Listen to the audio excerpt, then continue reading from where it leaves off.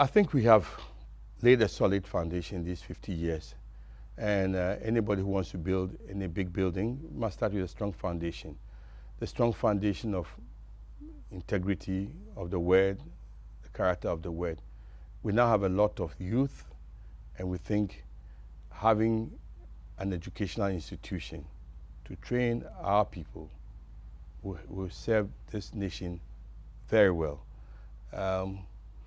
It may be a little premature to say some of these things, but a school or an educational institution where value is placed on values. People are valued. Because there's so much rot in the society. But who are causing? It's we, the Ghanaians.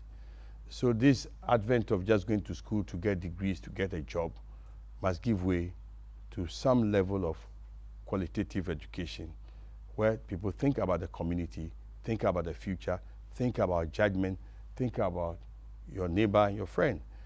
That, not only in that institution, but we should also emphasize more our contribution as a church or members of this church or the Christian community about the value we add to what we do, the Christian touch, whether it's a journalist, whether it's a fisherman, whether it's a farmer, the honesty, the truth, and the hard work that goes to build this nation.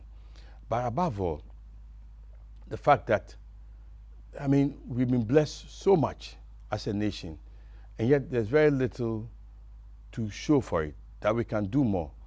We want to build a can-do spirit in our people who, to borrow from another generation, who will have the commanding heights of the economy and be thought leaders, moral leaders who show by their entrepreneurial skills, by the small, small things they are able to do that become big things, who think globally.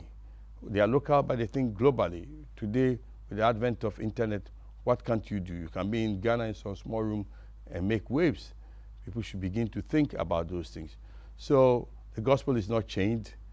There's room for everybody to play in it, but we must still put an emphasis on values, the value of knowing and loving Christ and not just living any way or anyhow thinking that the world is at your command and you can get away with those things. You may get away with them here in this world, but in the world to come, there's a judgment because there's a judge who sees and knows all of us.